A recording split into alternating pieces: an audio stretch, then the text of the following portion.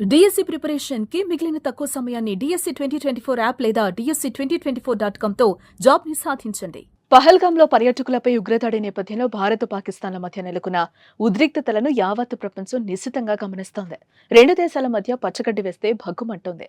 ఉగ్రదాడికి పూర్తిగా నిర్మూలించాలని లక్ష్యంతో భారత్ అడుగులు వేస్తుంటే పాకిస్తాన్ మాత్రం ఉగ్రవాదాన్ని పెంచి పోషిస్తామనే రీతిలో కవ్వింపు చర్యలకు పాల్పడుతోంది. అయితే ఇప్పటికే బోర్డర్లో రెండు దేశాల సైనికులు భారీగా మోహరించారు. దీంతో రేపో మాపో యుద్ధం తప్పదనే తరుణంలో అమెరికా విదేశాంగ శాఖ మంత్రి కీలక వ్యాఖ్యలు చేసినట్లుగా తెలుస్తోంది.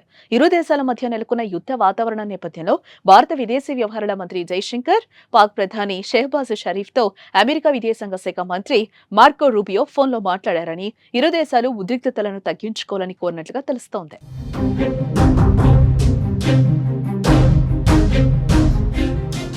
ఇరు దేశాల నేతలతో మాట్లాడిన విషయాన్ని అమెరికా విదేశాంగ శాఖ అధికార ప్రతినిధి టమ్మీ బ్రూస్ ఓ ప్రకటనలో వెల్లడించారు.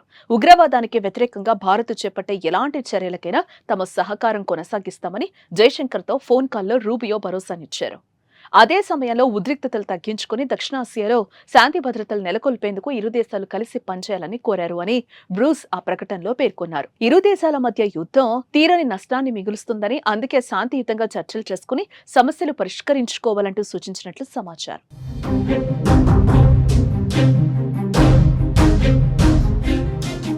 అయితే ఇదే సమయంలో పాక్ ప్రధాని షెహబాజ్ తోనూ రూబియో ఫోన్లో మాట్లాడిన పహల్గాం ఉగ్రదాడిని ఖండించాల్సిన అవసరాన్ని నొక్కి చెప్పారు. ఈ అనాలోచిత దాడిపై దర్యాప్తునకు పాక్ అధికారులు సహకరించాలని ఆయన అన్నారు.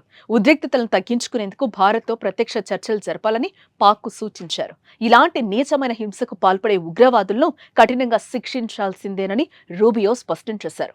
మరోపక్క అమెరికా విదేశాంగ మంత్రితో ఫోన్ కాల్పై జైశంకర్ ఎక్స్ వేదికగా స్పందించారు. పహల్గాం దాడికి సీమాంతర ఉగ్రవాదమే కారణమని, ఇందుకు బాధ్యులైన వారందరికీ కఠిన శిక్ష తప్పదన్నారు. ఈ దాడి జరిపిన వారు, వారికి మద్దతిచ్చిన వారితో పాటు కుట్రదారులను ముందుకు తీసుకొస్తామంటూ భారత విదేశాంగ మంత్రి పునరుద్ఘాటించారు. అయితే మొత్తానికి అమెరికా భారత్ కు పూర్తి మద్దతు తెలిపింది. యుద్ధం మొదలైన మొదటి నుంచి భారత్ కు అమెరికా అండగా నిలబడింది. అలా భారత్ కు అండగా నిలుస్తూనే పాక్ చురుకలంటించింది. ఉగ్రవాదాన్ని పాకిస్తానే ప్రేరేపిస్తోందని చెప్పకనే చెప్పింది అమెరికా. అందుకే భారత్తో చర్చలు జరిపి మరోసారి ఇలాంటి ఉగ్ర కుట్రలు లేకుండా చూడాల్సిన బాధ్యత పాకిస్తాన్దేనంటూ అమెరికా విదేశాంగ శాఖ అధికారి మార్క్ రూబియో స్పష్టం చేశారు.